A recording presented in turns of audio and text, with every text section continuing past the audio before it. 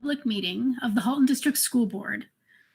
It is Wednesday, January the 20th, 2021. This week is Rights of the Child Week. The Board of Trustees recently brought forward a motion to affirm that this week would be Rights of the Child Week in our board. This was done in order to affirm our commitment and support for this critical work across the Halton District School Board.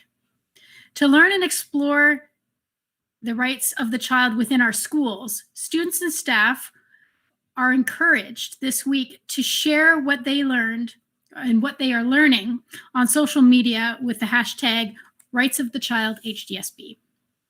Staff have been provided with resources to engage students from kindergarten through grade 12 in learning about the Convention on the Rights of the Child.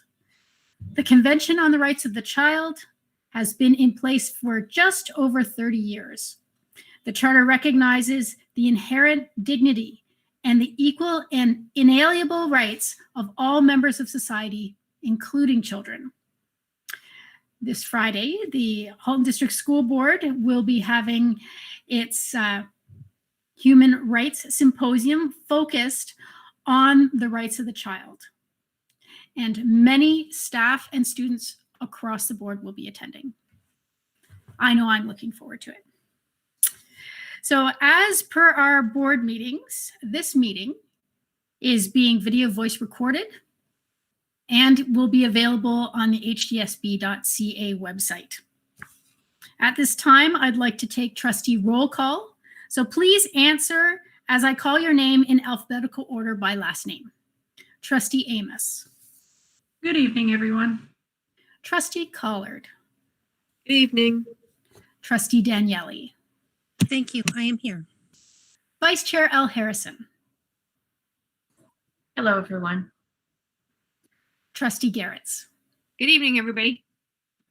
Trustee Gray. Present. Trustee Oliver. Good evening, everyone. Trustee Reynolds.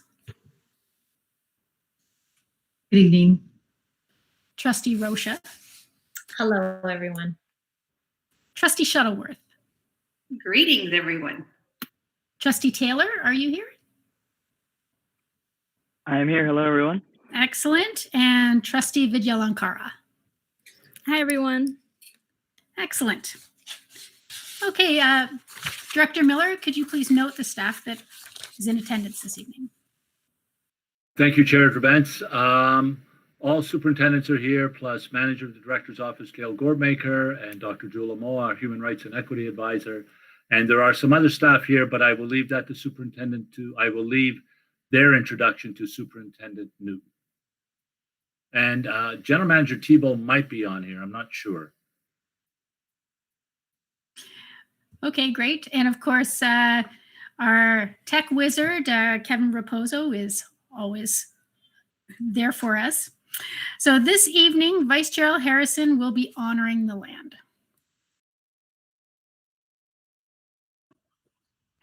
Thank you. Halton, as we know it today, is rich in history and modern traditions of many First Nations and the Métis, from the Anishinaabe to the Attawandaron to the Haudenosaunee and the Métis. These lands surrounding the Great Lakes are steeped in Indigenous history. As we gather today on these treaty lands, we have the responsibility to honor and respect the four directions: land, waters, plants, animals, ancestors that walked before us, and all the wonderful elements of creation that exist. We would like to acknowledge and thank the Mississaugas of the Credit First Nation for sharing their traditional territory with us. Thank you very much.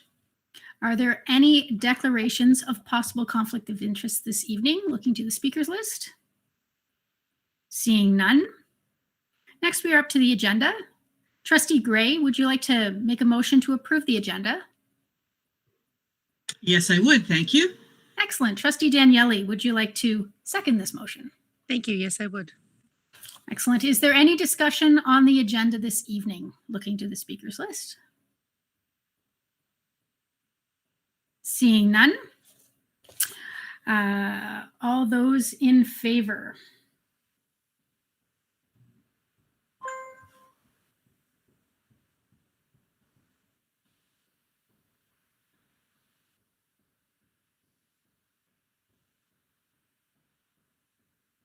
Okay, and that carries unanimously. Thank you very much. So we do not have any Inspire Award presentations this evening, but please do continue to nominate individuals or groups who support our students and their achievements. Nomination information is available on the hdsb.ca website. As per our agenda, we do have a presentation this evening. It is Shift, and I welcome Superintendent Newton to the floor. Thank you very much, Chair Gabansk.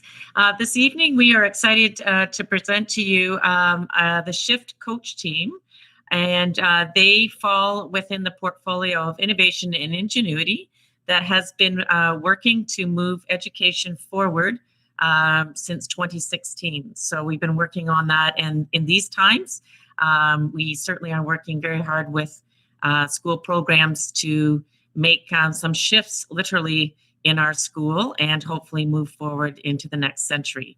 At this time, I'd like to introduce Matt, Sarah, and Rachel, and I will turn it over to them. Following their presentation this evening, they will provide the slides for you if you'd like to take a look at them, but we wanted to keep an element of surprise and curiosity as we shift your mindset right now. Thank you.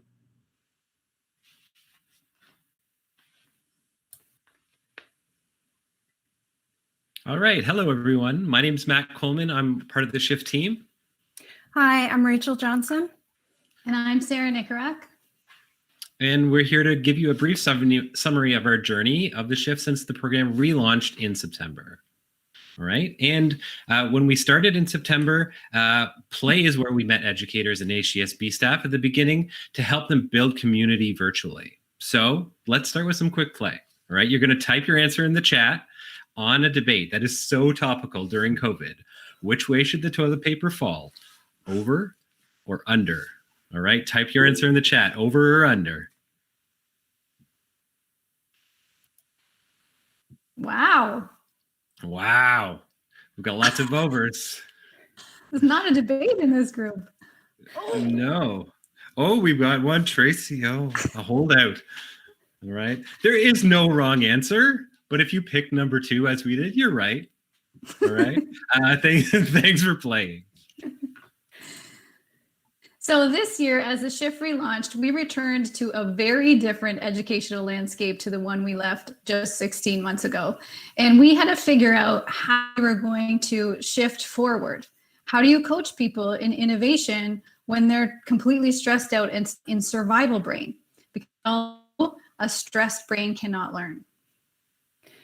And so the first step was to meet educators where they were with a 3-pronged approach. The first prong that we tackled was community. And so educators were really struggling with building community with their students and each other online and needed support. So we released a new ready-to-use community building activity every day so that educators could grab an activity on the fly and build community with their students in new and engaging ways. And the second prong that we focused on our work was the word calm. With so much out of their control in terms of what the virus was doing, the ever-changing ministry mandates, educators were struggling to get a handle on their work lives and new digital learning tools. So we provided total support in conjunction with the SPD to create one-pagers with various Google tools and tips and tricks in learning sessions to help them gain a sense of control back into their world. The third area that we then focused on was around connection. So with many of our usual in-school social outlets off limits, staff in Halton were feeling isolated, invisible, and craving connection. So to help boost morale and remind people that they were not alone, we created and sent out some virtual shift shoutouts, as well as physical pay it forward appreciation cards that recipients could then pass on to others. We also held a pop-up event with Sue Stevenson, an amazing human that showed us how to leverage humor to get through the tough times. We also continue to offer weekly drop-ins to virtual elementary teachers so that they can come and grab some quick wins and get support with their classes and have a place to really just connect with friends and colleagues while staff rooms are closed.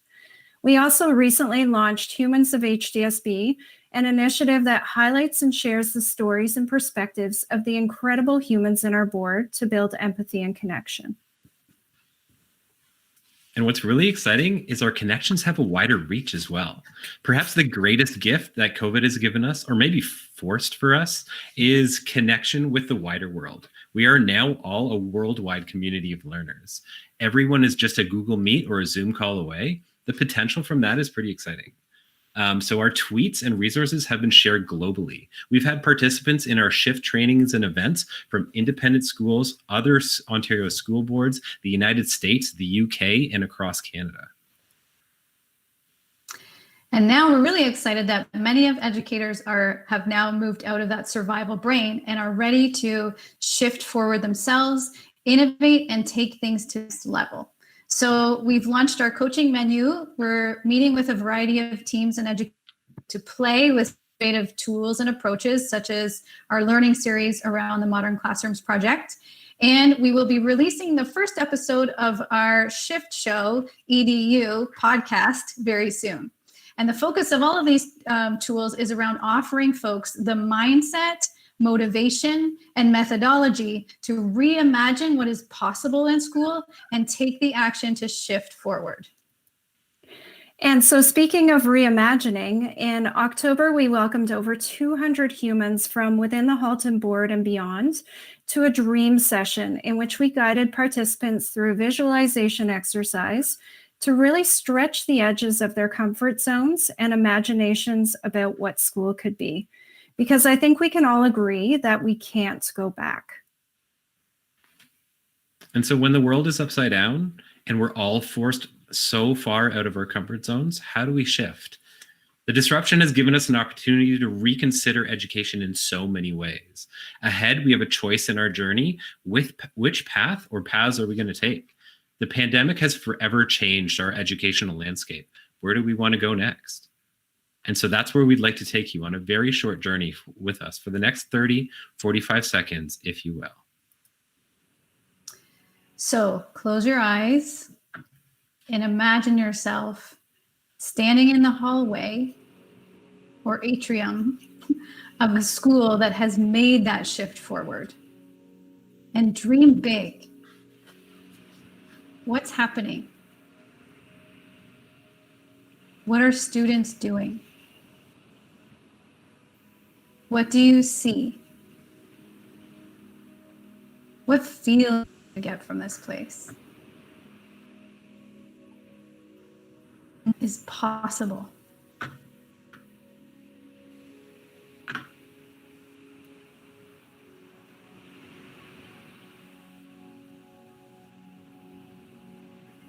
That's what we're dreaming about on the shift, and we hope that you will join us, dream together as we shift forward.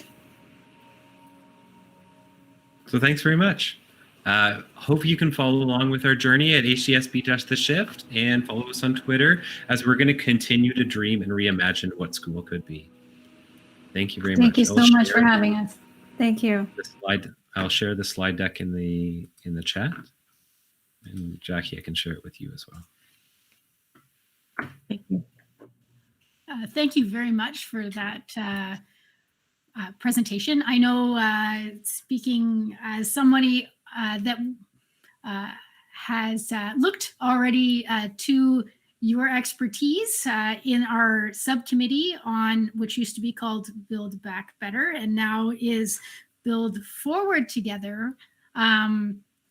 We have really appreciated your insight and appreciate how you can spark new ideas and the shift. I think that you're excellent. Your excellent choices to be the shift. Very approachable and broad thinkers. I love it. So thank you so much for coming. I'm just going to look to the speakers list to see if we have. Chair Grabanski, may I make a comment? Of course you can. So I've, under the leadership of Superintendent Newton, but Matthew, Rachel, and Sarah, I can't tell you what you've done for this board. I mean, in a time in the last, since March, I don't know how many months, I guess that's 10 months, most people have been holding their heads barely above the water. The legs and the arms have been treading crazily under the water to stay afloat. And it's so easy to fall into just a situation where let's just get through it. Let's just get through it. But as a board and for educators, we got to be more than that. And you three have helped our staff see that it is more than that. Because we will get through it. There's no question. But it's what's next, and let's prepare for that. So on behalf of the staff of the board, I want to thank the three of you for your work. It's been great. Thank you very much. And we do have a speaker on speakers list. Oh, a couple. Trustee Gray, go right ahead. Thank you very much through the chair to our team of Matt, Sarah, and Rachel. Thank you for your presentation. I really, really enjoyed it. When you had us envision what the environment, the new environment might look like, I kept coming back to the words that connectivity, that calm, that spirit, that connection with people, because I think that's what all of our environments of learning are all based on. And so just coming back to your grounding elements of your whole shift work was quite informative. So thank you very much. I'm a retired teacher and it makes me want to teach again. Thank you. And Trustee Oliver. Thank you. Through your chair to the shift team. Thank you for your presentation. And I echo Trustees Gray's comments around the envisioning and what that inspires in me personally as well. I do want to relay a wonderful comment I heard from a friend in my community who also is a teacher and is, friendly with lots of teachers. And teachers feeling really earlier in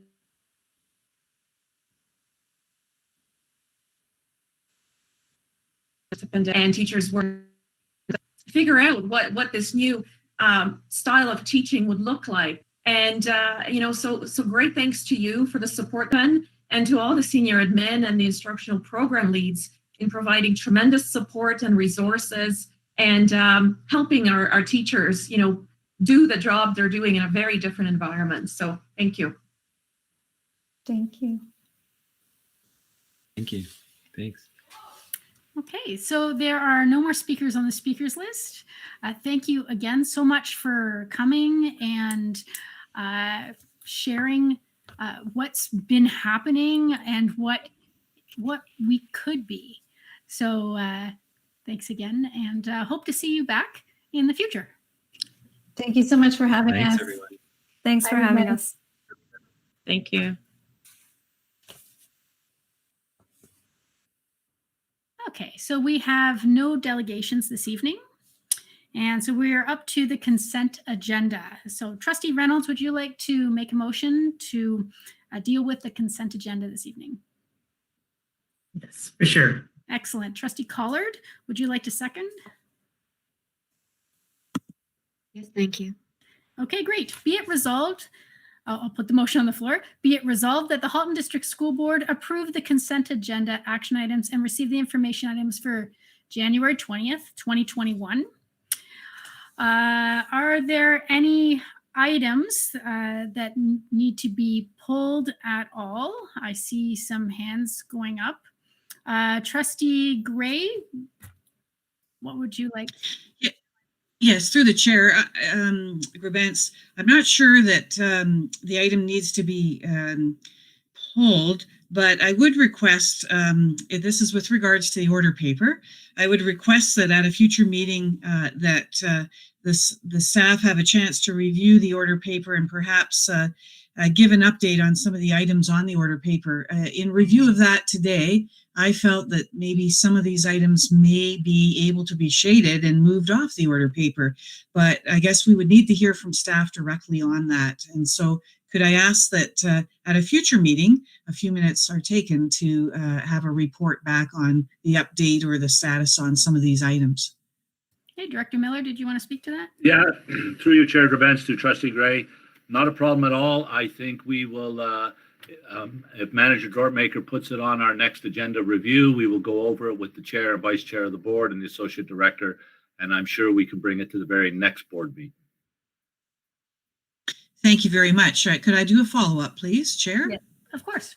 Yeah, my follow-up would be, I noted when I looked at some of the motions that a good many of them seem to direct activity to occur, but often don't request a report on the activity to come back to the board by such and such a date. And I wonder if that practice might be adopted where possible in all of our future motions, so that we do have that sort of return loop. And maybe it's just something for all of us trustees to remember when motions are being put forward. Thank you very much. Can I comment on that, Chair Grabantz? To you, through you, Chair Grabantz, to Trustee Gray, you're right, but that's because so many of them are open. I think we would have to have a bigger conversation on that at, say, Committee of the Whole, because we could be having, there would be great frequency with which those dates are changed. And then we'd be reporting that it's changed for this date. If we take a look at, I'll just use one example, the project at Nelson High School. We would have had to come back to the board 4 and 5 times with changes of dates because of, shall we say, slow ministry approvals around it, then tariffs, then COVID, and so on. So I think that's one of the reasons that it's not there. The second is we do put dates when the board requests, or we think that there's a pretty clearly defined date. You'll see that there's been times where we said that we'll bring a report on whatever, French immersion, no later than February 2021. We'll do that. The primary reason, though, a lot of these reports, a lot of these things do not have dates is because of the dates are negotiated after the motion puts on the table quite often. And especially around property and construction and all those other ones, they're very difficult to fix. We can say what we want, because we'll say we want a put a approval for an architect, and say in private session, and then we say, but then it all goes sideways or whatever, and that happens frequently. So I'm happy to have the conversation with the chair and vice chair of the board, and perhaps the entire board and committee of the whole. But it would pose challenges, and I think ultimately might slow down board meetings, because we'd be bringing back and say, okay, we've got to change this date, we've got to change this date, we've got to change this date, kind of thing. So those are my comments, but I'm happy to have the conversation. I think it's probably a committee of the whole conversation, but. Okay. Trustee Rocha? Through the chair. So my point that I wanted to make, not my point, but my question was to obtain an update on one of the motions on the order paper. But I can, well, I'll pose my question. I don't necessarily need an answer today, because Director Miller did say that an update would be provided at our next board meeting. So my question is in reference to motion M19-0080, and it was for the director to undertake a review of the board's French language policy. So I was looking for an update on that. more so because at last week's committee of the whole meeting, a committee was struck to review our policies. And this is one of our policies.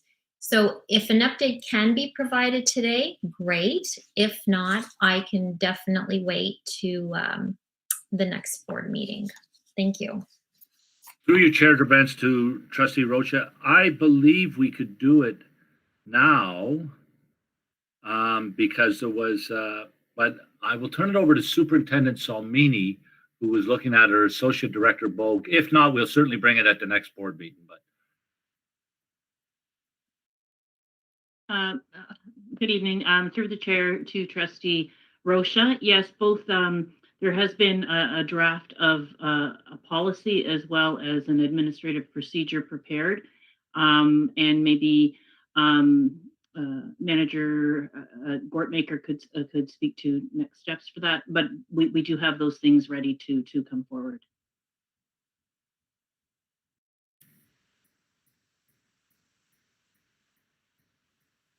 Okay. Manager Gortmaker, Gail, are you there?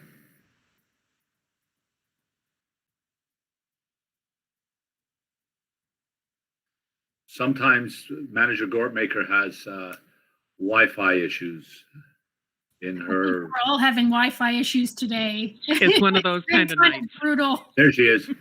I'm here, sorry. I believe the next step for the admin procedure would be to include it on one of our updates to the board package, but I can work with the chair and vice chair to work the policy into a schedule for either committee of the whole or directly to the board.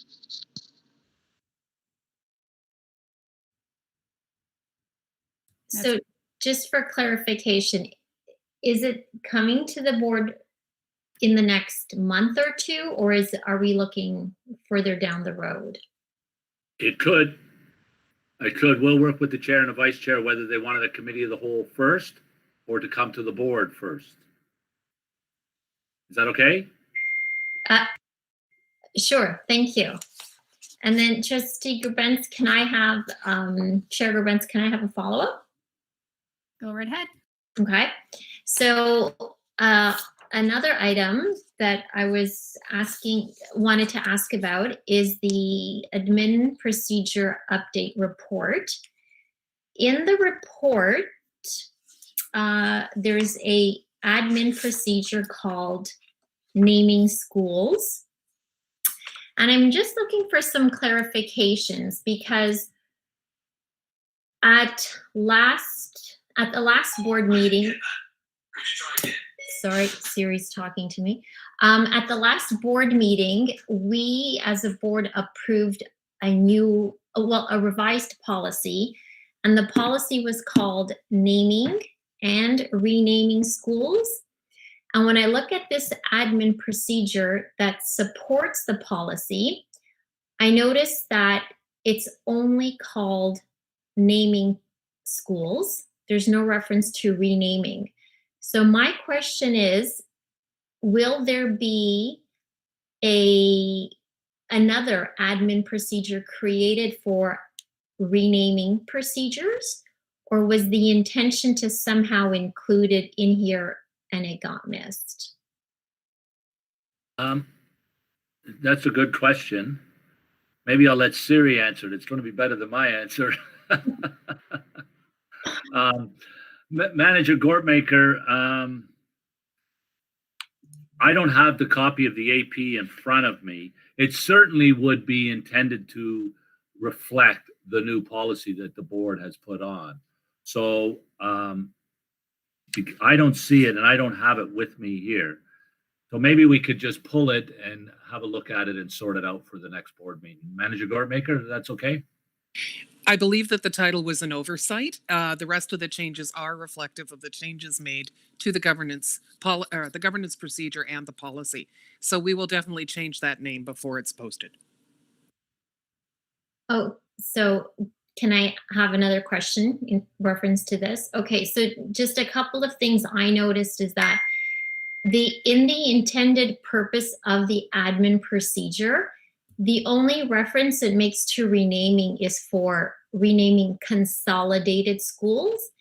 it never refers to renaming existing schools, which was one of the main reasons why we looked at rewriting our board policy.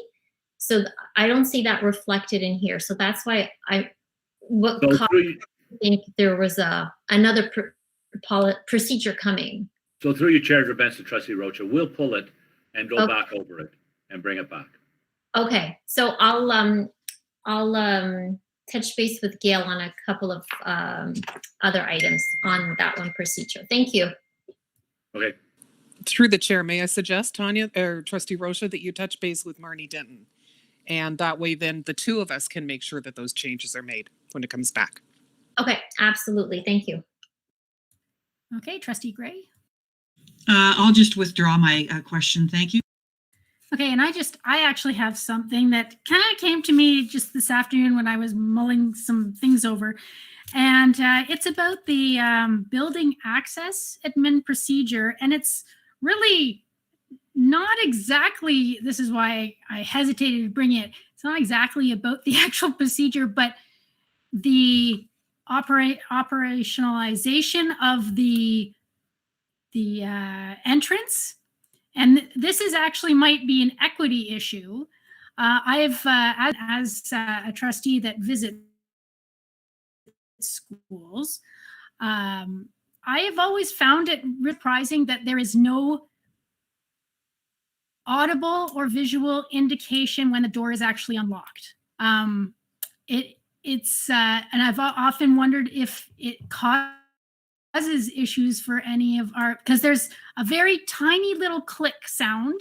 And often when I press the button, and I see this when other parents go and press the button, that there's no conversation that happens through the apparatus. It's just the door is open.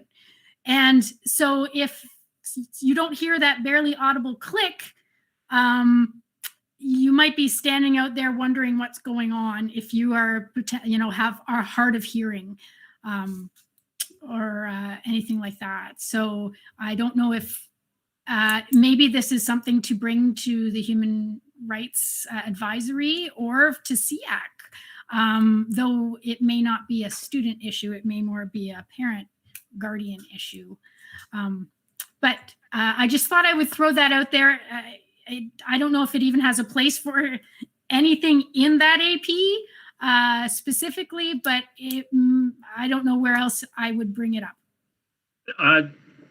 Thank you, Chair Grabens, and through you, Chair Grabens. It's a good point. I don't think this is the place it goes, but I think we need to take that back for consideration. There's obviously some perhaps technical issues that might cost the board significant dollars in terms of going back and forth. But this one was really about cards and so on. And Superintendent Godet could talk about that. But I have both Superintendent Taha and Superintendent Etoff who could talk about the very real equity issue that you brought up. So I don't know who's going first, Sari or Rob. Yeah, I think through you, Chair Grabens, to you, Chair Grabens, and I think Superintendent Ita would probably be raising the same point. We co-chair the Accessibility Coordination Committee, the AODA committee, and I believe that's something that we certainly can bring to the committee tomorrow. I believe we have a meeting tomorrow, so thank you for bringing that to our attention. Okay, that sounds great. No. I'm glad that he got to me first. Yeah, it's very timely, Chair Grabens, as we are meeting at 8:30 tomorrow morning, and we will certainly raise that with the committee. Thank you for that. I'm glad that I met that timeline. Great.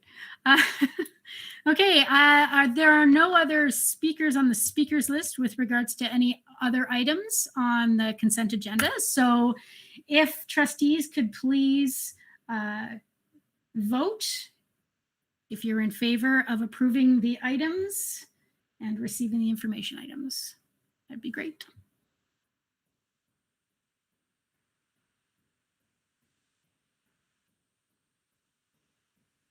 I have 12 so far.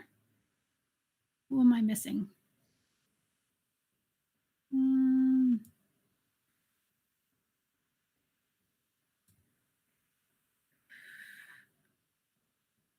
Vice Chair Harrison, I don't know if I see you in there.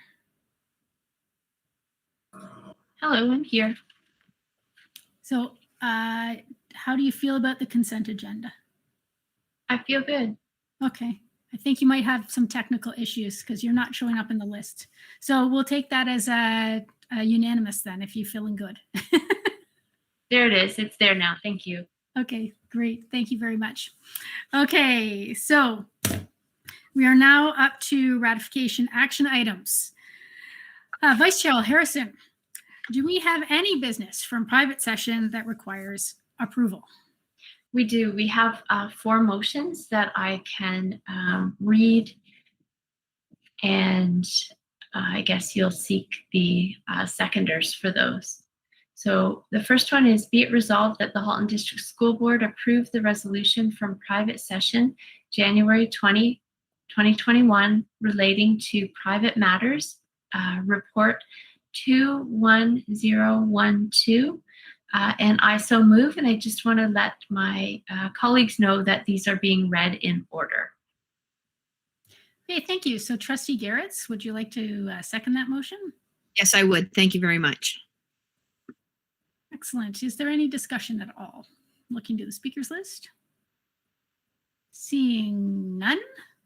So if you could please go to your form and vote.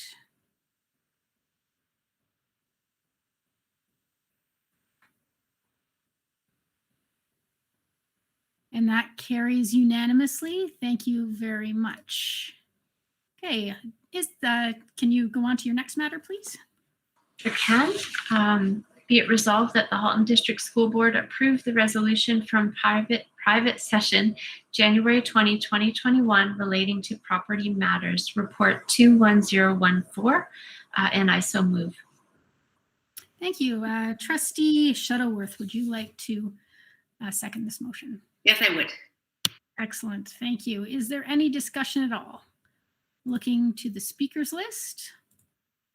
Seeing none, all those in favor?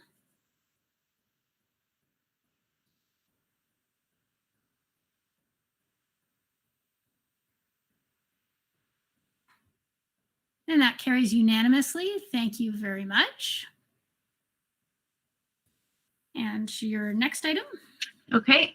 Be it resolved that the Halton District School Board approve the resolution from private session January 20, 2021 relating to property matters, report 21013, and I so move. Excellent. Trustee Reynolds, would you like to second that motion? Yes, thank you. Excellent. Is there any discussion at all? Looking to the speakers list. Seeing none, all those in favor?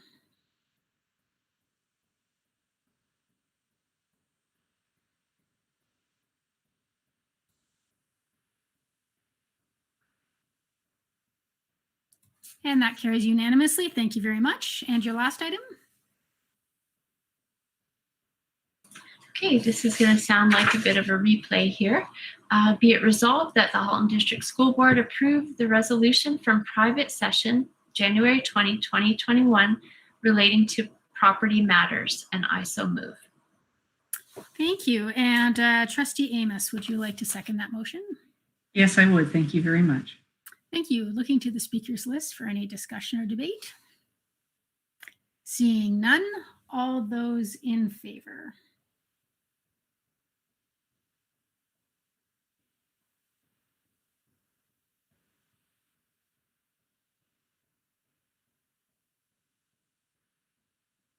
And that carries unanimously. Thank you very much.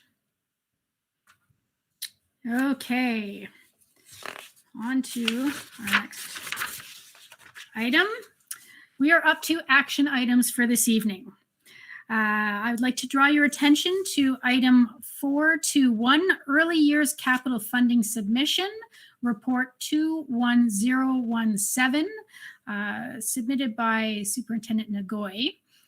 Trustee Rocha, would you like to move this item so that we may speak about it? Yes, I would. Thanks. Excellent. Trustee Amos, would you like to second? Yes, I would. Thank you. Okay, I'll read the recommendation.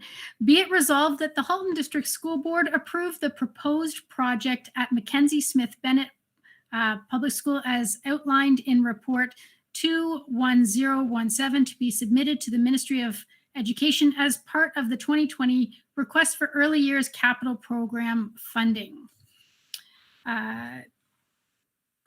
Superintendent Podreberic, Executive Officer Gaudette, Director Miller, or Superintendent Nagoy, would you like to speak to this? You're all associated with this report. Yeah, I think Superintendent Nagoy is going to do the speaking because she's the cleverest of the three of us. So. Thank you, Director Miller, and for you, Chair Benz. Oh, you're a robot. You're a robot, Superintendent Nagoy. You got to go out and back in.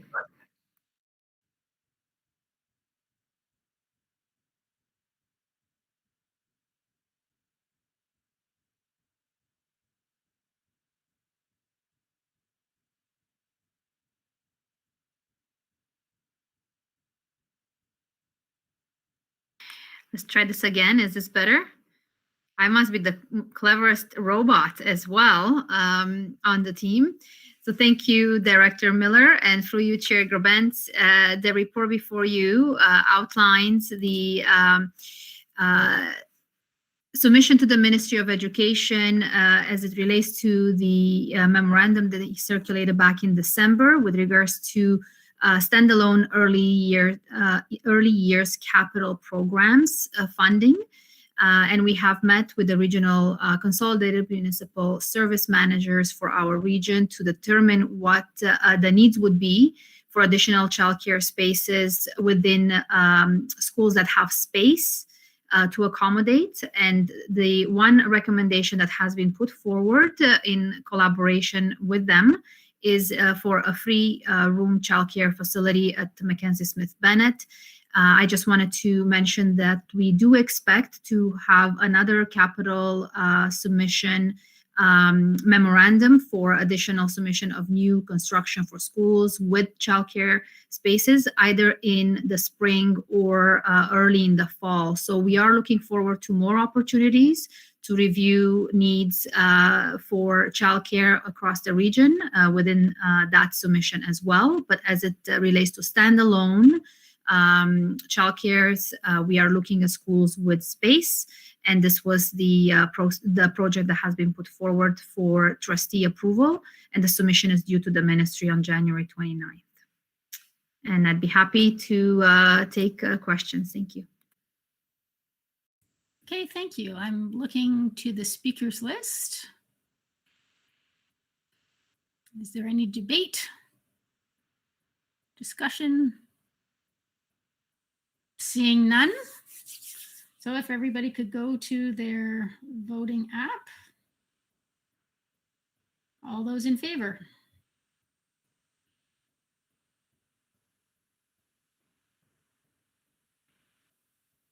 And that carries unanimously. Thank you very much.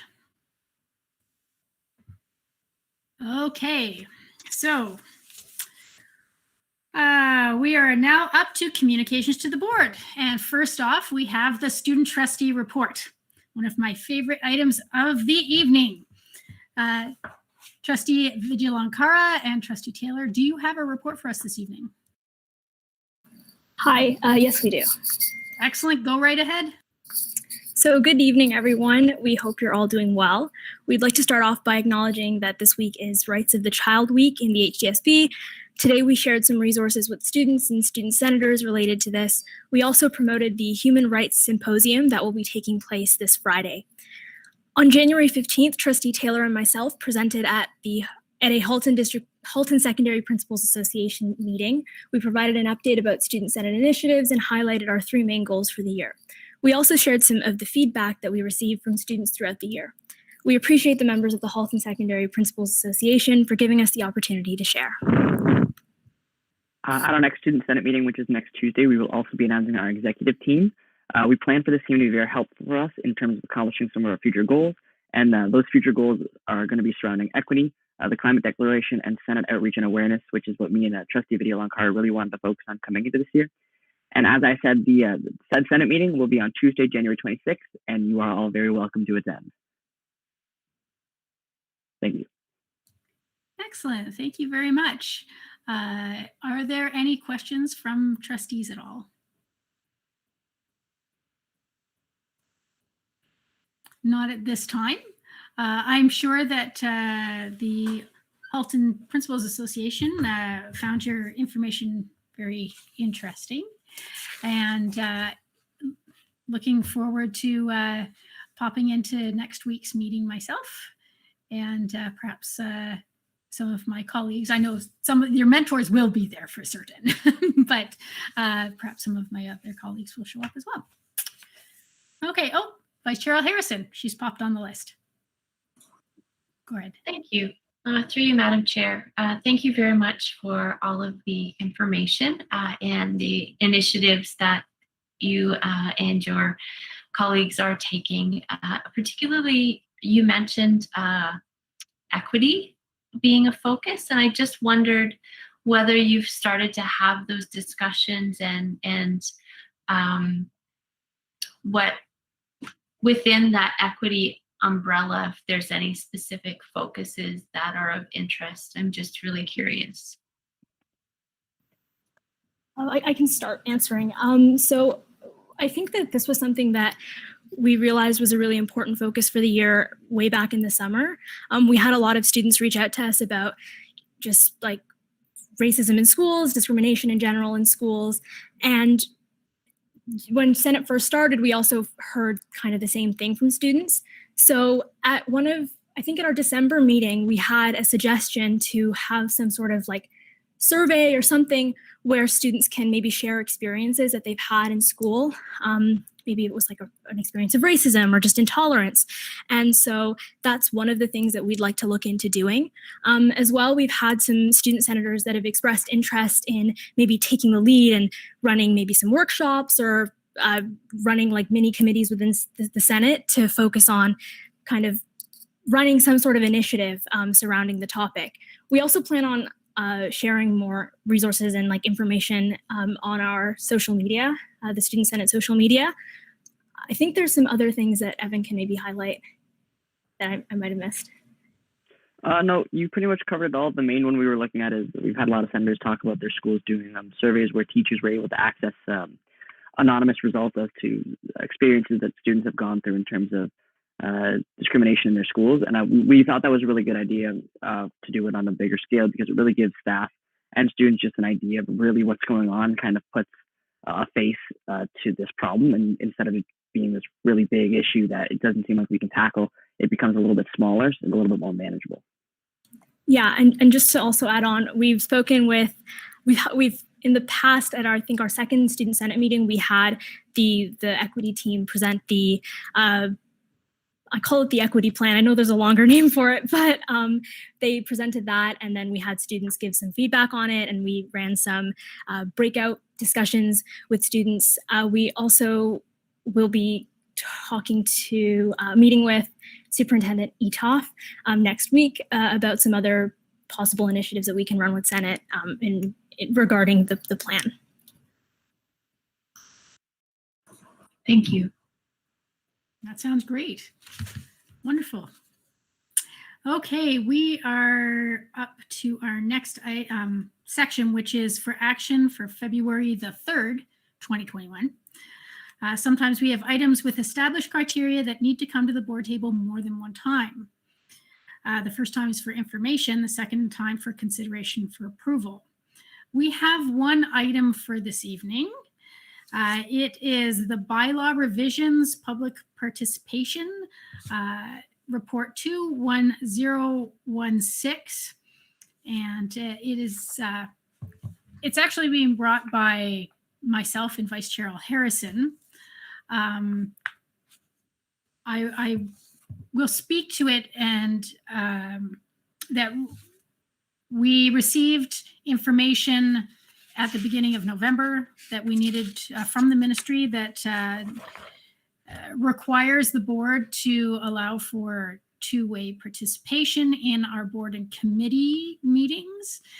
And so we ended up inviting the leadership of audit, SEAC, and PIC to our committee of the whole meeting to go over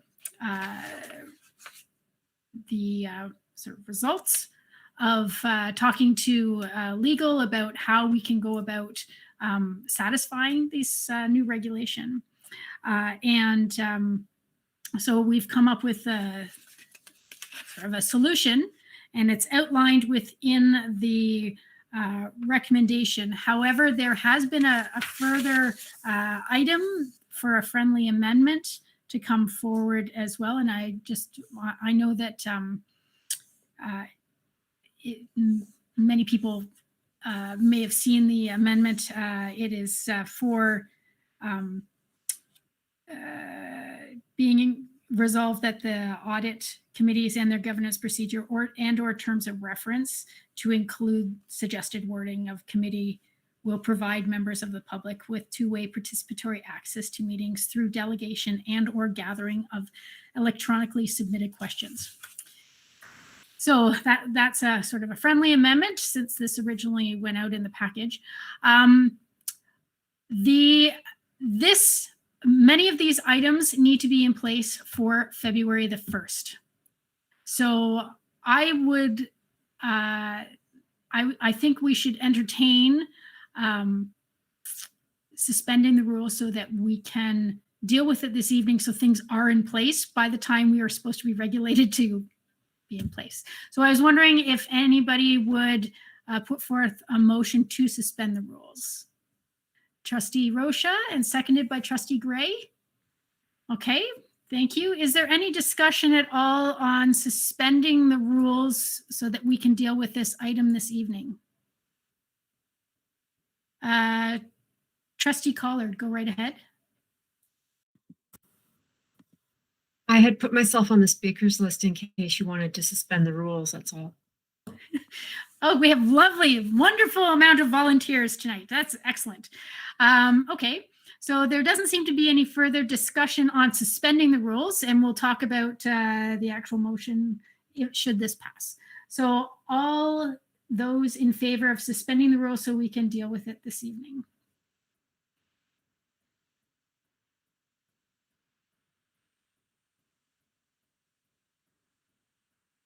And that carries unanimously, so we can deal with it. So I will read the motion, including the new friendly part, so that we can have a discussion. Okay, so it's long. I have a glass of water here. Be it resolved that the Halton District School Board amend the Part 4 Meetings General section of the bylaws to include a new item. 4. The board will provide members of the public with two-way participatory access to open board and committee meetings through delegation and or the gathering of electronically submitted questions. And that Appendix A, board meeting, public session meeting agenda be amended to insert 6.8 public questions. Be it resolved that SEAC, so the Special Education Advisory Committee, SEAC, Parent Involvement Committee, PIC, and Audit Committees amend their governance procedure and or terms of reference to include the suggested wording. Committee will provide members of the public with two-way participatory access to meetings through delegation and or the gathering of electronically submitted questions.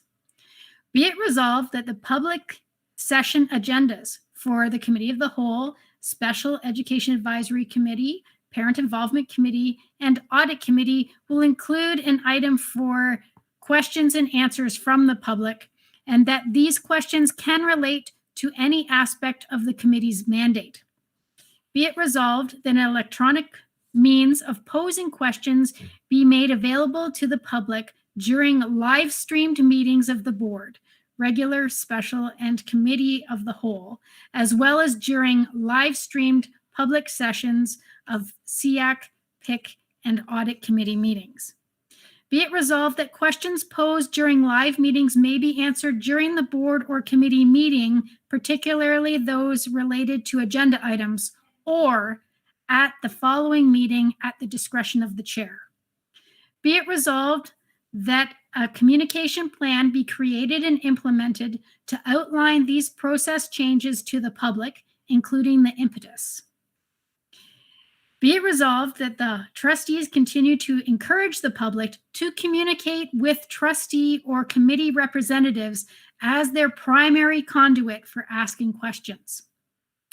And finally, be it resolved that each of these actions be implemented in compliance with the February 1st, 2021 date noted in the guideline. And be it resolved that the public participation process be assessed in May 2021 and annually after that to demonstrate the Halton District School Board's commitment to continuous improvement in this area.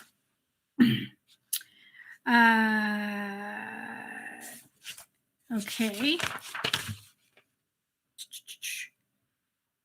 I didn't ask for a mover yet, did I? No. Trustee Amos, would you move this? Yes, I would. Thank you.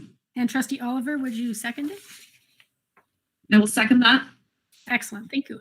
Okay. Point of order. Wasn't there an amendment to the motion? It was in there, was the second paragraph that I read. Okay. Do you want me to read it again? That item? No, I just, I was reading along and I didn't notice that there was a change in there. That's all. Okay. Okay, so is there any debate or discussion on that? Seeing none. So all those in favor?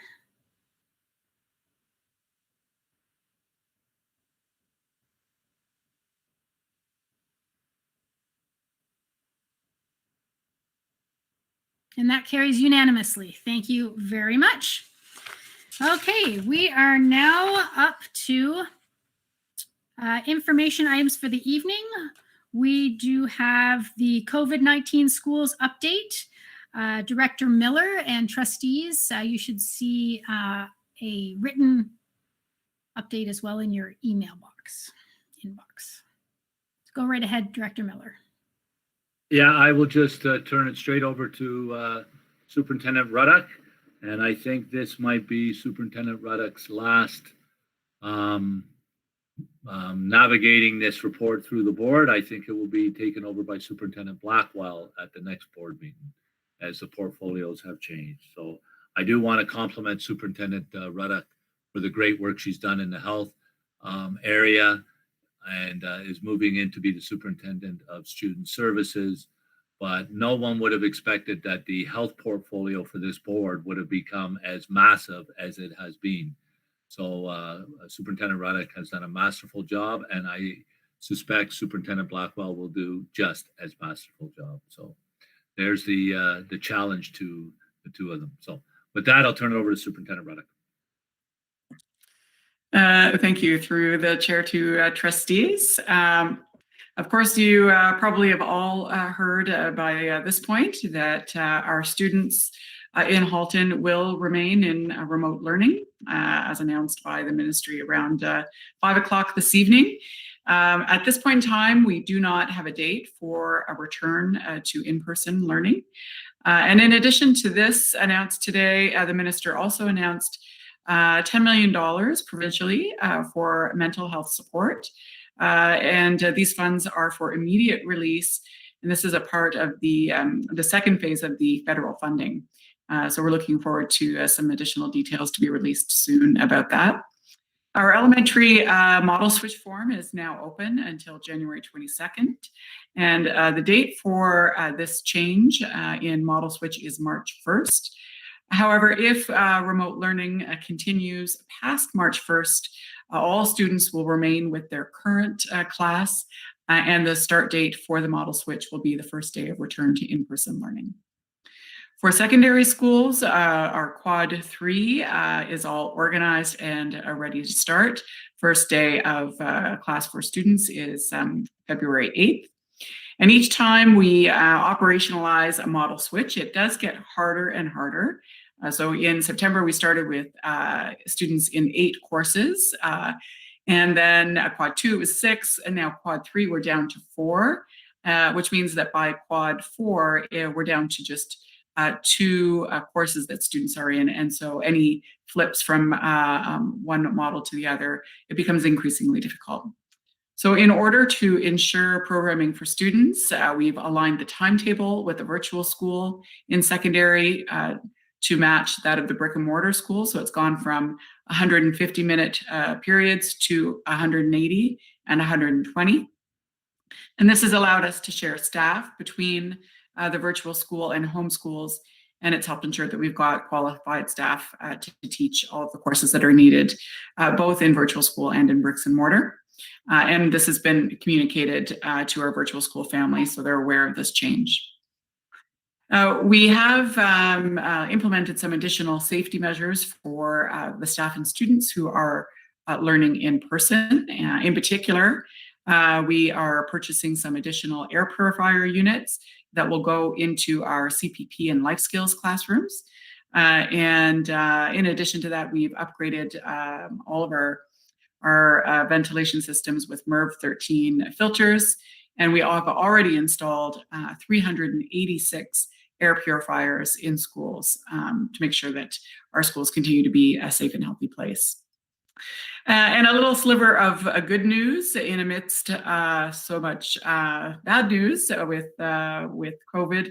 Dr. David Williams has a childcare center that has opened. So this is the Oakville YMCA, and they have a scheduled opening date of Monday, January 18th. And they have some experienced staff working in the program and are looking to build some strong connections with the school and the community.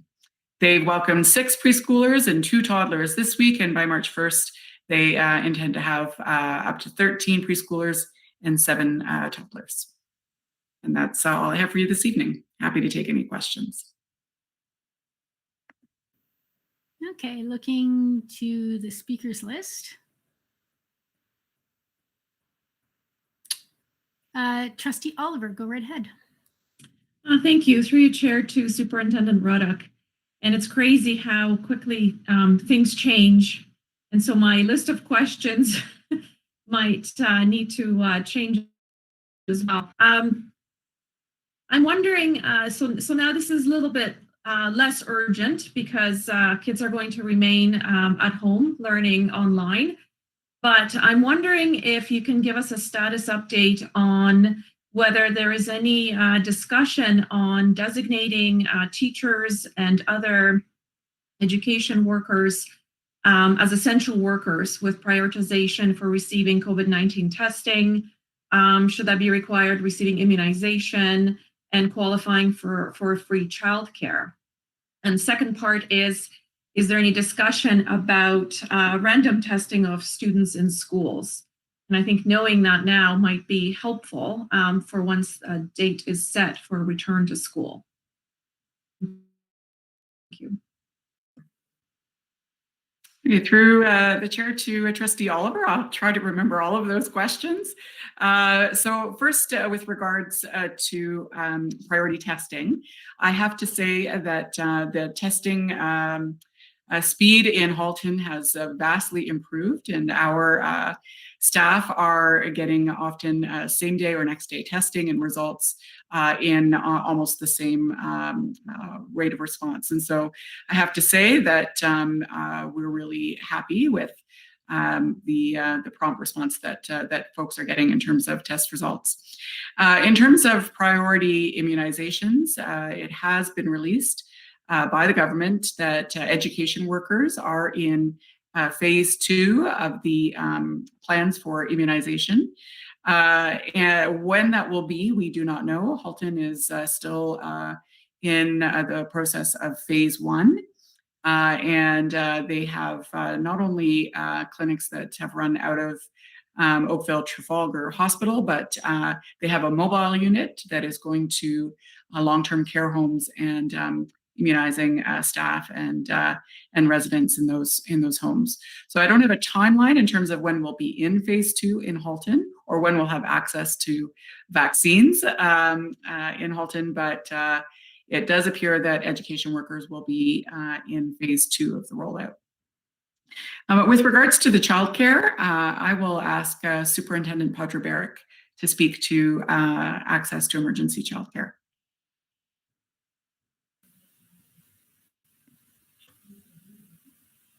Yeah, thank you.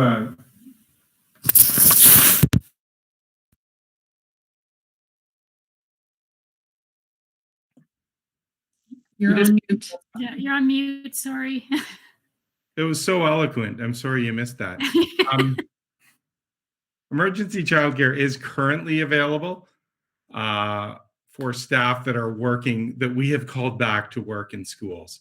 And that's all education workers, from custodians, teachers, EAs, even administrators. So that's currently eligible right now. There is no talk for, if we return to school, the assumption would be that there wouldn't be a need for the emergency childcare. I wouldn't see that happening. The scale of the demand would simply, outstrip what providers could offer on an emergency basis. It is free as well for all frontline workers using it. But we put something out, I think 2 weeks ago now. I think it was January 9th when that was amended. And we haven't tracked how many, because it's up to each individual staff member to apply themselves. But that is currently available for all staff that have been asked to work in schools. If you're working from home, that does not apply. So that's where things are. If we are fully called back or reopened as a school, the emergency childcare piece would no longer apply to the education sector. That's how it works. That's how it's currently working. So to clarify, so it would be education workers who are currently in our schools working with students with special needs and CPP programs and the like. And when schools are fully back in, which would be the norm, childcare would not be made available. But what about teachers who are teaching from home and have young kids at home? Would they, so right now, all the teachers teaching virtually or synchronously? Correct. The provisions there are, there's no provisions for the emergency childcare for them at this time. I don't see that changing either, Trustee Oliver. In November and December, I think I've got that right, our public health unit organized clinics in the Burlington community. And these clinics were targeted to students who were to receive an immunization this year or who needed to be caught up from a missed immunization last year. So our graded 7 and 8 students. And they had a really good response rate, high attendance to those clinics that were hosted in a community center, not in our schools. And the same is happening right now in Oakville. So in Oakville, residents can book an appointment. I believe it's being run out of QE Park, and students can get their immunizations. Just in the last week or so, Halton Public Health asked if they could have access to our schools to go back to the old model of running immunizations during the school day. And we have agreed to facilitate that process in the north because they found that running it off-site, it's a little bit harder for parents and it's a slower pace than coming into the school directly. So we're currently working with Halton Public Health on what that would look like, when the timing is, making sure they've got a suitable space that's large enough that they can implement all of their new protocols in this COVID time. The whole immunization the suspensions, those are all on hold. We are not Public health is not suspending any students for an incomplete immunization record.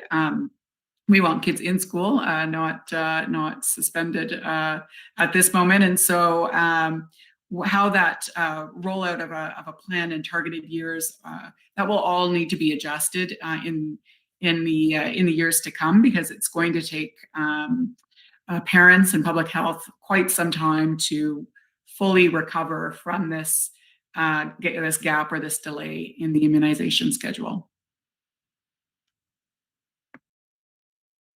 Thank you. Okay, next speaker is Trustee Shuttleworth. Thank you.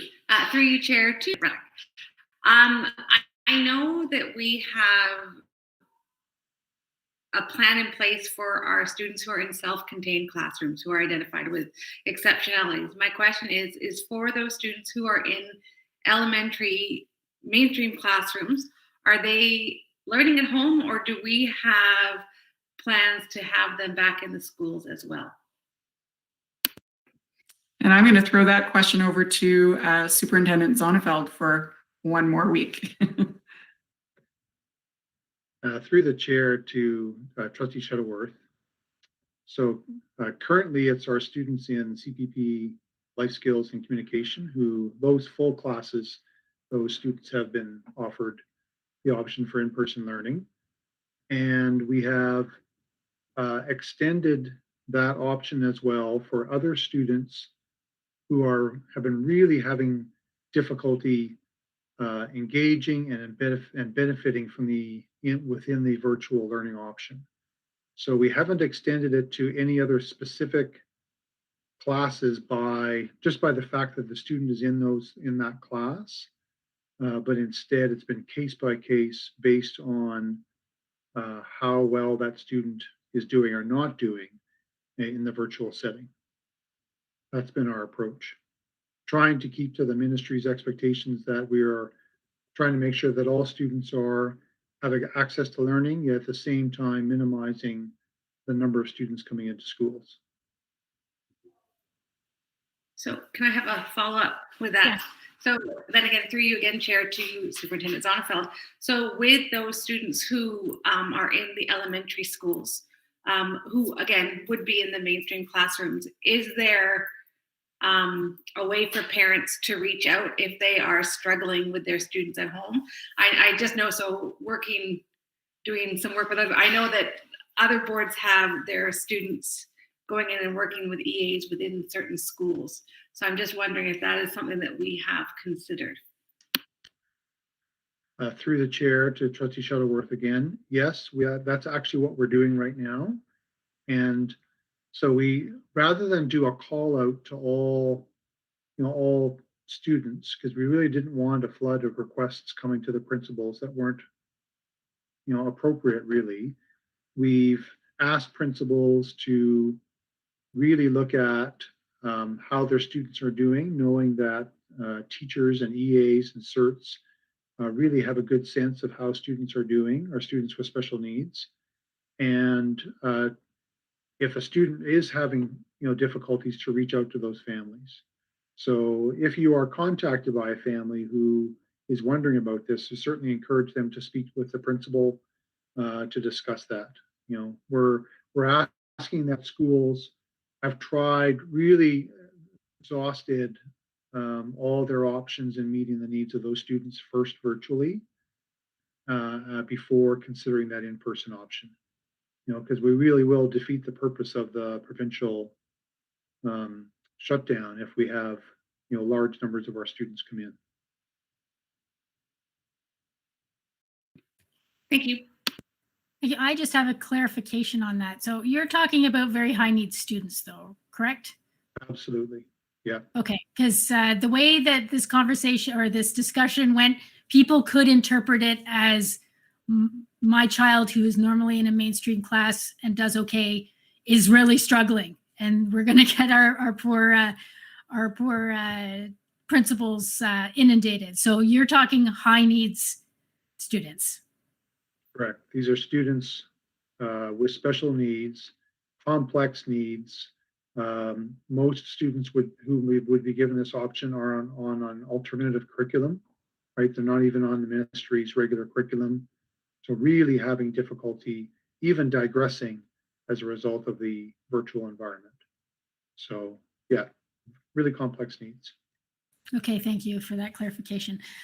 Trustee Oliver, go right ahead. Thank you, through you, Chair. And I think this question is for Superintendent Salmini in particular. So given the direction for our schools to remain closed and there's no timeline in sight, so it could be weeks, months, it could be, who knows. We're looking at continuing synchronous learning and for our virtual schools to continue as they were. So whereas I think there's a general consensus that synchronous learning is the best in the best interest of our students. We've heard that through our evaluation last spring, given how things were unfolding in the spring with, the declaration of the pandemic and the unreadiness to dive in fully. We know that this is what parents and students wanted, but given how the length of time that this is going to be continuing now, it's not a time limited kind of a endeavor. I'm wondering if it's time to kind of check in with our families, and much like we did in the spring, check in with the students and the families and learn whether this is really working. And what's of primary concern to me is the time spent online, particularly by our youngest students. So, we're looking at kindergarten students doing 3 hours online. And so that age group, the primary grades, is it appropriate? Is it in their best interest and well-being? We know that the Canadian Pediatric Society put out some guidelines around time spent online, and these were largely formulated for recreational use. And so meaningful engagement in online activities was highlighted. And of course, education is that. So in essence, that criteria is met. But they have not looked at it from the educational perspective. And there may be some interest in doing that, but of course, things are evolving so quickly. So I did have a chat with the chair of the Digital Health Task Force, and her position is that, the same guidelines would apply to this time period of synchronous learning. But, perhaps some tweaks might need to be made. That's not her words. That's kind of what I gather. So I'm wondering what we can glean from the teachers' experience, students and parents in terms of how this is really working out and how to support our families in this time. Through the chair, to Trustee Oliver, certainly I would say that our observations would be that it is tougher for the younger students than it is for our older students to sustain the attention span and ability, even skill set to be online for the times that are set out. It's the Ministry of Education who governs that piece through PPM 164 that have set the times at 180 synchronous minutes for kindergarten, and then the other elementary grades at now I'm losing it at 240 minutes. So we don't have an ability locally to make changes to the number of synchronous minutes. What we can do is make suggestions and support teachers in their practice. And we know that teachers across the system are working with families individually, also taking breaks, doing small groups within that synchronous time. It doesn't mean that the entire class is on with the teacher in kindergarten for 180 minutes. They're available, but they might be off in small breakout groups, those kinds of things. So what we've been doing is trying to meet families where they're at. Families are making decisions as they would sometimes during a regular school day where they might sign their students out of learning. Some of them are opting for breaks throughout that day. So we are working with families, but we don't have the ability to change the number of minutes that are required by the ministry at this time. But I would say, in addition to what I've already said, that I would imagine that some of the folks that you've been talking to are also talking with the ministry. And if this is sustained, we may at some point see changes even in ministry direction around the number of minutes, because this is new provincially to all of us. I think the big change came as a result of requests from families and parents, because what we saw during the closure period was not a lot of synchronous minutes and not a lot of learning. So again, at the local level, we work with the ministry direction and provide supports to our educators and then to families. But on a provincial scale, we haven't heard of any changes yet, but that doesn't mean that that won't happen if this continues for an extended period of time. So I'm not sure if I've answered. We certainly do continue to, particularly in our virtual schools who have been at this longer, continue to access information from those educators and teachers to gauge how things are going. I think the group that have just pivoted now are still in the early stages and are probably experiencing greater difficulty because they haven't been working in a virtual environment for a sustained period. But certainly we'll say that it is tough. It's tough for the students. It's also tough for the teachers. It's not easy work. And they are doing a great job. Our staff are to do this, but it isn't the same as having kids, in a classroom in front of you. So if you have I'm not sure if I answered everything that you wanted to have answered, but I would take any follow-up question. Yeah, just to follow up, so I understand that there's the direction from the ministry that we can't really play around with, but I wonder if some flexibility is possible throughout the day to, I know, and then, or maybe it's not all synchronous. Maybe some things are pre-recorded to be viewed later. I don't know, some kind of a combination of things that would both best suit the student, the family, and would be sustainable for the teacher. Because I got to say, I have a lot of empathy for the tough job that they have right now. I mean, they always do, but this is really challenging.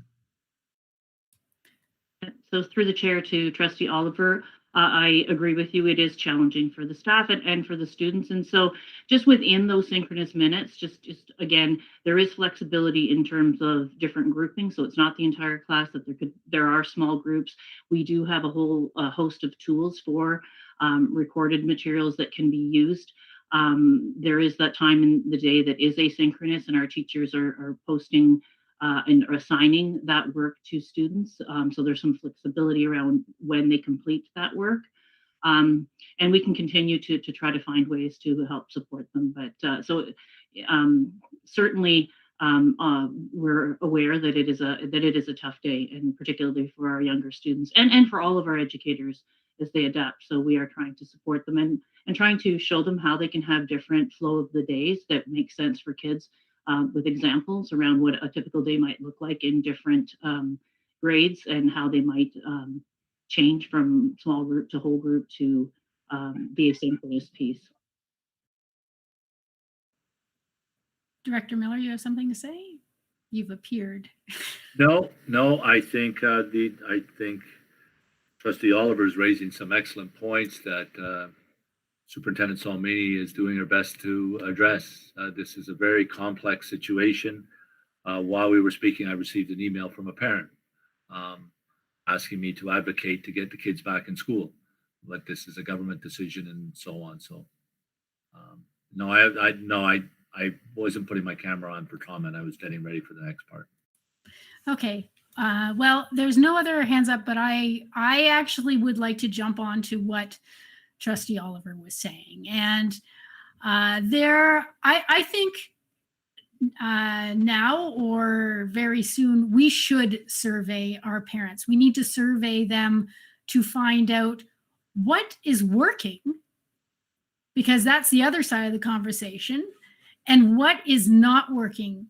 And asking them, the parents, because they're the ones sitting with the 6-year-olds and the 7-year-olds as well, and trying to work and stuff. asking them to assess, is this too much? Because we can then take that information that we've gathered at the local level, the grassroots level, that this government is always talking about trying to serve, taking that information and giving it to them. It's not just an anecdote. So-and-so said this or that. Speaking as someone who's sitting on those weekly meetings with the minister, this topic comes up a lot. The synchronized time comes up a lot, and the minister will not budge.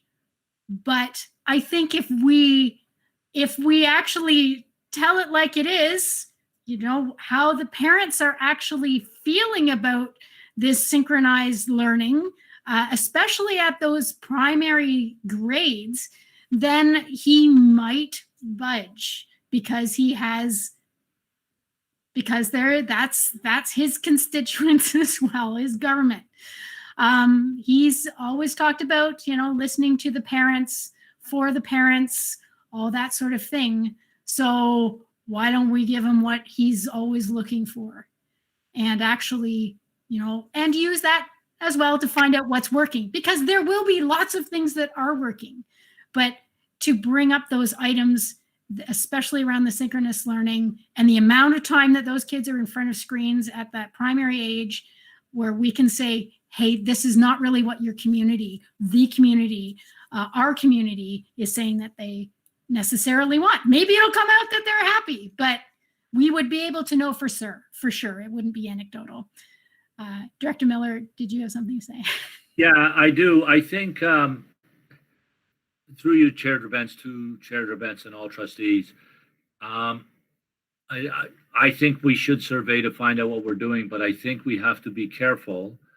My role as director is not to try to push a political agenda to the minister or the ministry. It is to find out what we're doing that can be improved or enhanced or whatever. Of course, the Board of Trustees can use the data for the purposes they see fit. But I would want to be very clear, if we are to collect this data from an operational point of view, the purpose of it is to improve our practice. We'd obviously share it with trustees, and then trustees could do as see fit. But from an operational perspective, and as the director of ed, I would have to say that our purpose would be to improve our practice, and celebrate our practice as well, because I'm sure there's some good stuff going there. So we can take that back to our admin council for discussion. That would be excellent, because I think that part of that survey, the results, the parents will be speaking to the well-being of students, which is definitely under the purview of, and I think that should you need a motion, we could discuss that as trustees if we wanted to move forward with that. I understand where you're coming from, and it does feel a little political, but it also is speaking to what the parents, what they feel is best for their children. And it could also speak to the health of this particular board as people kind of tune out. We may be losing students. With that, Chair Drabentz, I'm not in disagreement with that at all. And I think there's an added value to this, in that I think many of us are working under the presumption that as the vaccine is rolled out and more, that if we're not back to some kind of normality in September, we will be on the road to normality. And this data and information would provide our staffs with valuable information on how to address gaps that may have been created as a result of this year. So I'm not in disagreement with that. You understand my point. Absolutely. Okay, Trustee Gray, your hand's up. Thank you, through the chair. I don't want to belabor this point at all, but I do see an uptick in emails coming in tonight in the inbox on all kinds of different issues. And one of them that really resonates to me is that schools are not about, and this is the general thought on this one email, from a retired teacher in Halton, actually. Schools are not about just academics. They're about the whole child and the development of the whole child. And the concern of this individual was that would there be, post-COVID, the opportunity for experts in the fields of emotional, mental, and social support for youth around the province being able to contribute to help us get our children back on track. And I think that that's a real concern. And I think it really falls into place with what Chair Gerbents was saying, and also Trustee Oliver, and that the whole notion of the notion of a whole child and their development. And I think I just take it that the news today of a continuation of not being able to be in school face to face has been very disappointing. And I think parents are starting to see that it's taking its toll. So just wanted to add that comment. Thank you. Chair Gerbents, can I address that? I think through you, Chair Gerbents, to Trustee Gray, I don't think that is an insignificant thing, and I think it would be appropriate. I would remind everyone that we have many experts within our board on emotional and mental and physical development, and those are our teachers and are also our paraprofessionals, our psychologists, our speech pathologists, all those people. And I think that one of the great challenges of next year, we will be dealing with a very tired and worn out workforce, and yet the challenges will be as great moving into September as they have been this year, because there's been so much, there's been huge gaps this year. And to your point, Trustee Gray, there are students who have been in their house since March and had very limited socialization, very limited involvement. And I don't think it's an insignificant number of students in those spots. And I think our staff, and I'm quite confident the Halton District School Board staff, from our EAs to our teachers and our secretarial staff and caretakers, the whole lot, principals, vice principals, will understand that, recognize that, and work towards it. But I think we will need support, and some of that support may hopefully come through GSNs and budgets and things that will allow us to do those, to address the challenges that reared its head this year.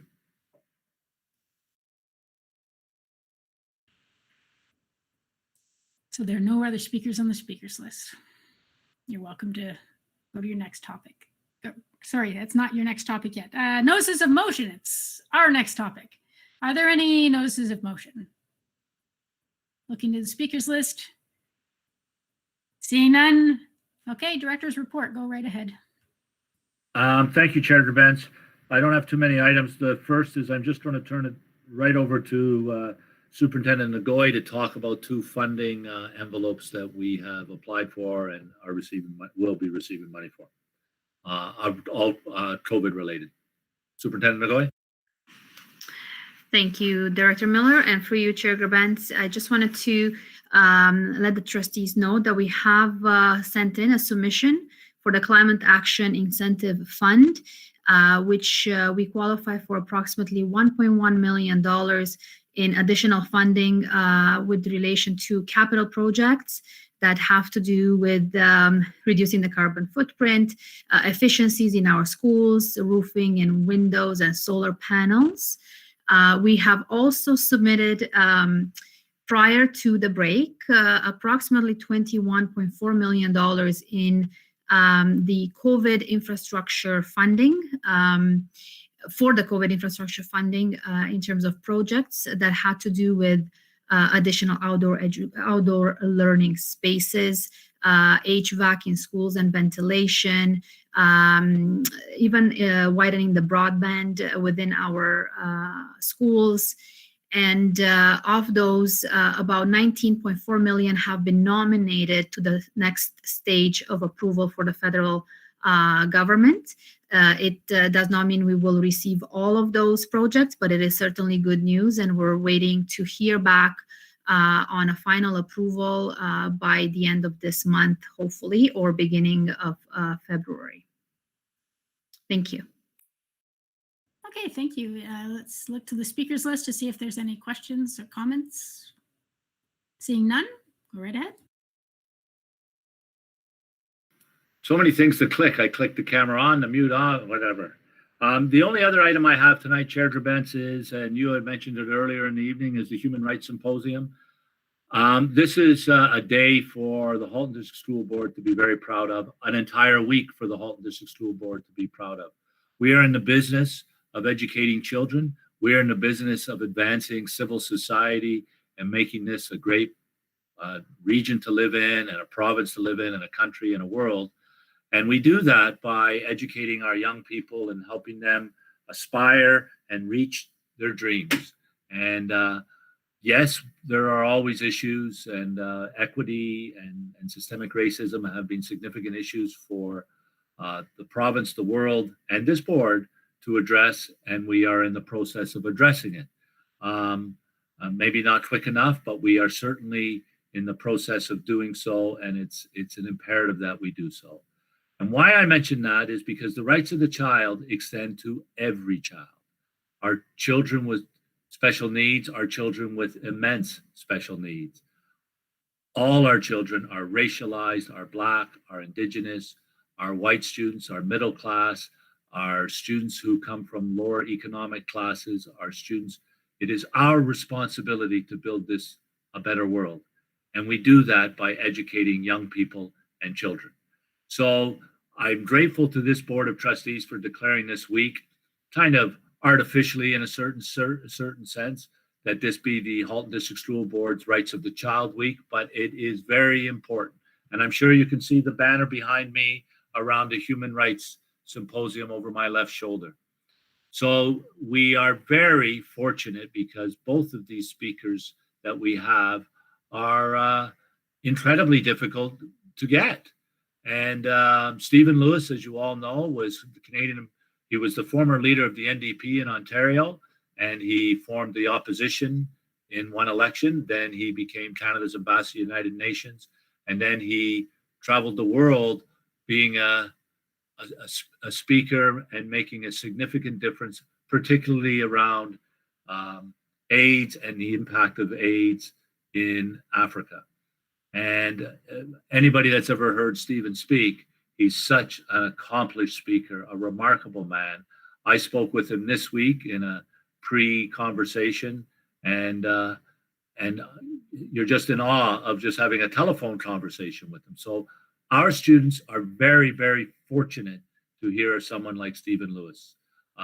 There are few boards in this country who have heard him live.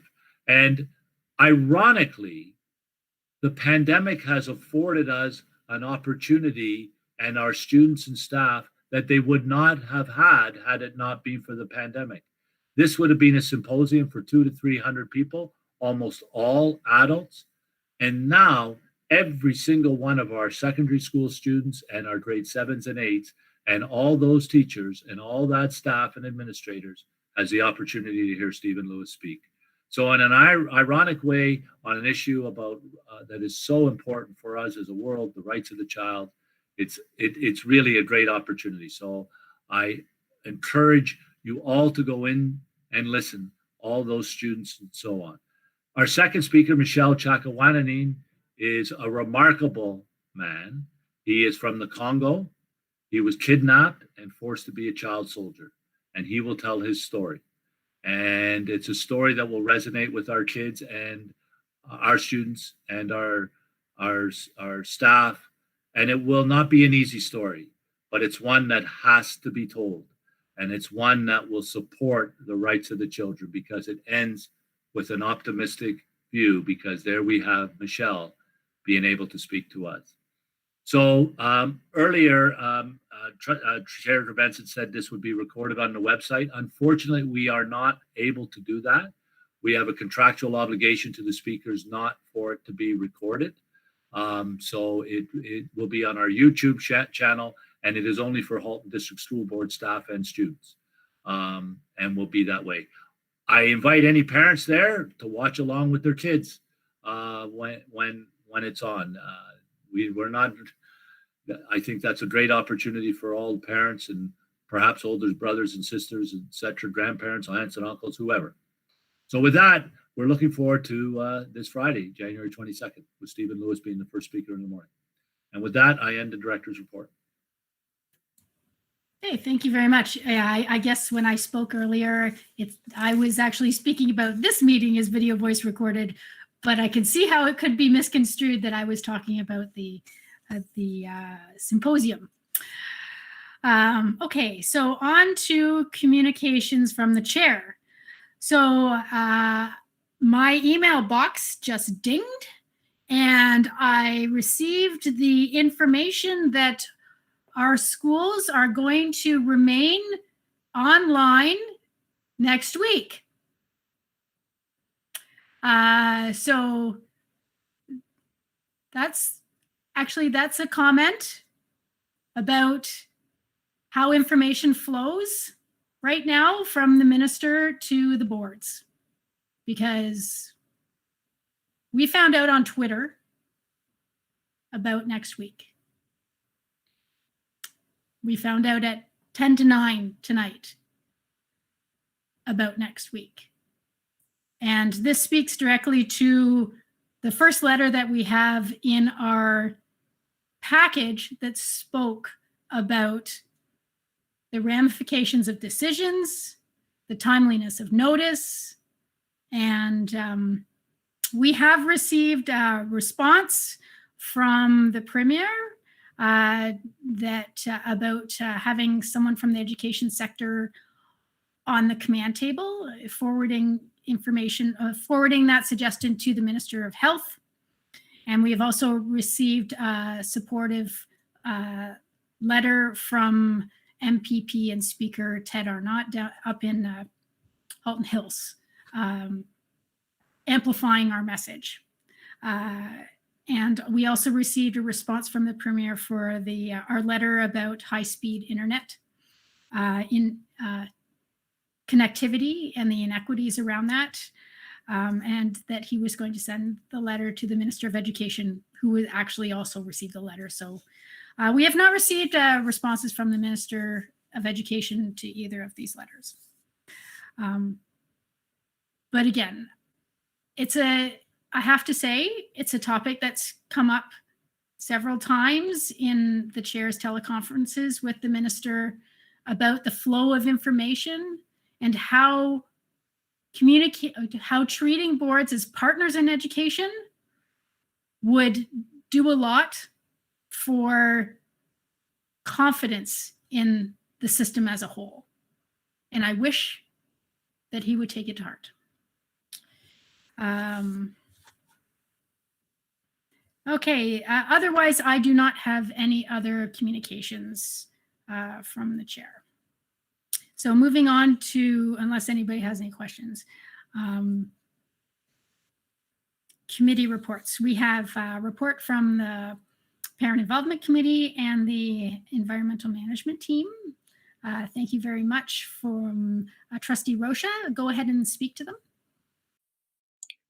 So I won't regurgitate what's written in the report. What I did want to highlight is that PIC reps are having a virtual meeting tomorrow. This is the PIC rep meeting that's open to all PIC reps across Halton. So there's probably, I don't know, 50 to 90 PIC reps attending.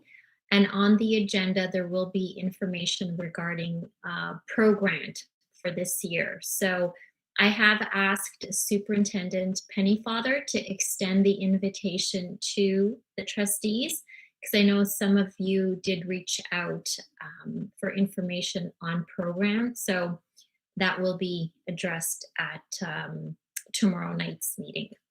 Thank you. Okay, thank you very much. Now we're going to move on to trustee questions and comments.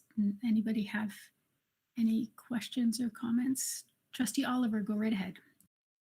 Thank you. Through Chair to Superintendent Etoff. So this is to do with equity and the wonderful work that HDSB is doing in that area and in anti-racism And our students are obviously very keen. That's one of the key goals of our student trustees and the Senate. So in the times of open schools, it's much easier to share that kind of information through assemblies, posters, special PA announcements, and that sort of thing. With the synchronous and virtual schools, it's I think a little bit less easy to do so. So I'm wondering what kinds of efforts are we making in sharing that kind of information? Next month is Black History Month. And so I'm wondering, what kind of opportunities are we going to take to share the information, educate our students, and get them engaged? Through the chair to Trustee Oliver, thank you for the question. With dual platforms running throughout the course of the year, our team has certainly been very mindful of providing resources that work either for virtual or our brick and mortar schools and classrooms. So that's pretty much been in place the whole year. So we've been able to pivot accordingly, going fully with full remote learning in place in January. There's just been a myriad of various different learning activities for students, and in terms of communication, this is primarily happening in various different ways. Some of it is direct, via social media or email, but most of the time it's through working with our key contacts in our schools, such as every single one of our HDSB schools has an equity lead teacher that we stay closely linked with, and they very much use as an information highway for us in terms of initiatives for not only for staff, but important information that needs to be passed along to student bodies, and so that gets disseminated at the school level. Most often, and certainly how we hope the information is being shared is through integrating it through program and curriculum. And that has certainly continued to happen with our staff and us supporting them. So, just a few of the resources have included, for instance, our Indigenous Knowledge Guide, Stephen Paquette.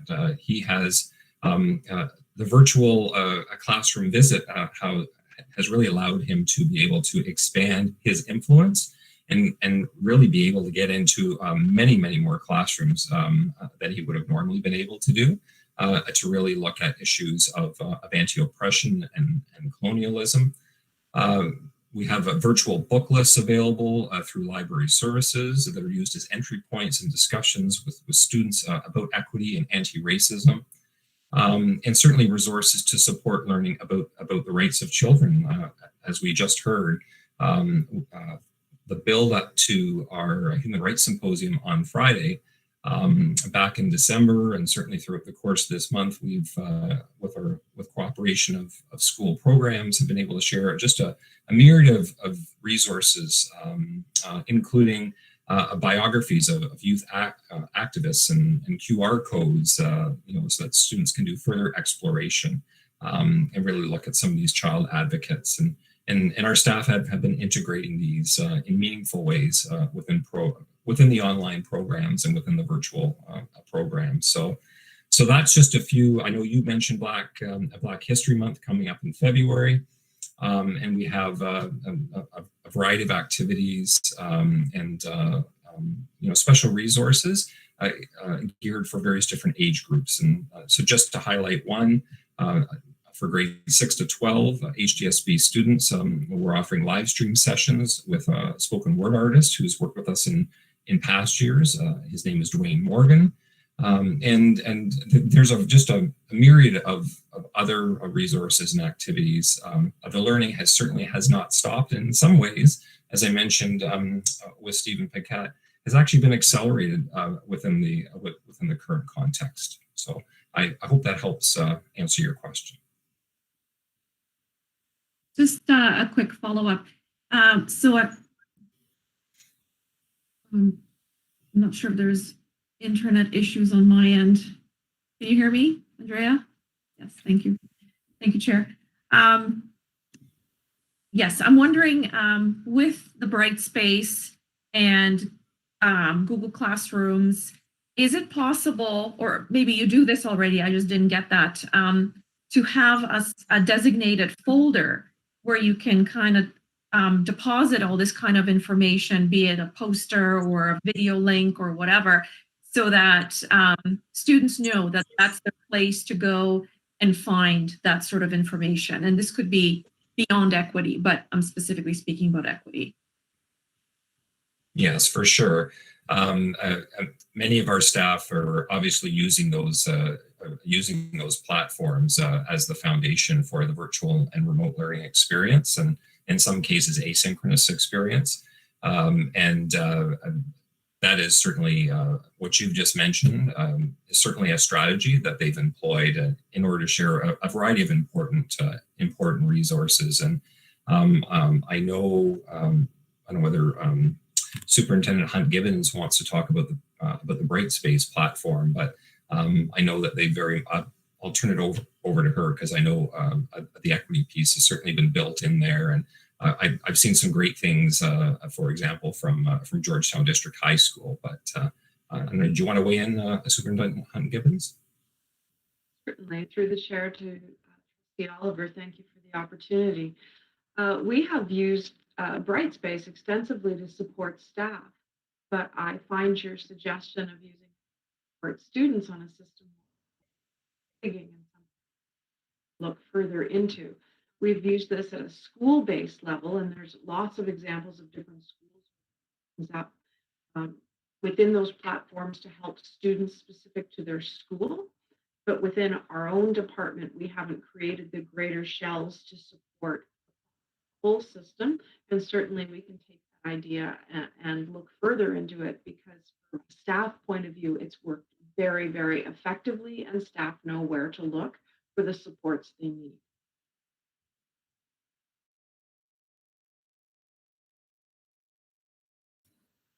Okay.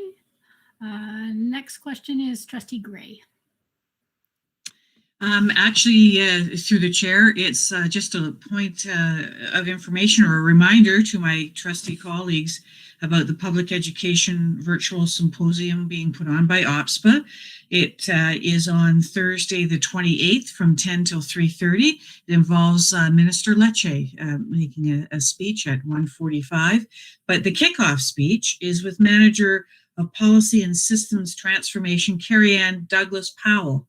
She's also with the Anti-Racism Directorate from the Ontario Ministry of Education, and she's going to speak about on the topic of the way forward, deconstructing systemic racism. After her speech, there will be concurrent workshops through the day, and the day runs from 10 to 3:30.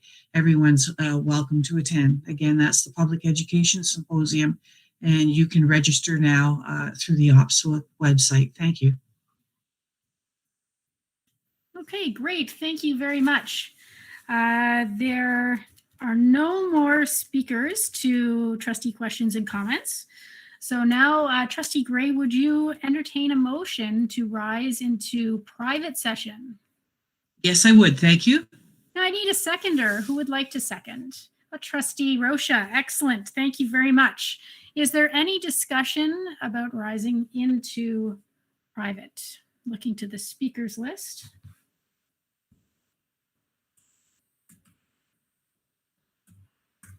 Okay, seeing none.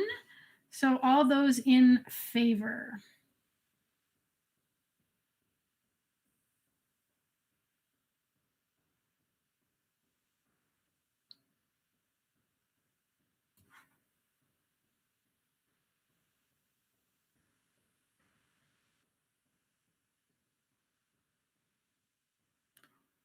One more. Just looking for one more response. Please double check if you've, who's waving their hand? I thought I saw, Trustee Reynolds. Okay, so that carries unanimously. We are now in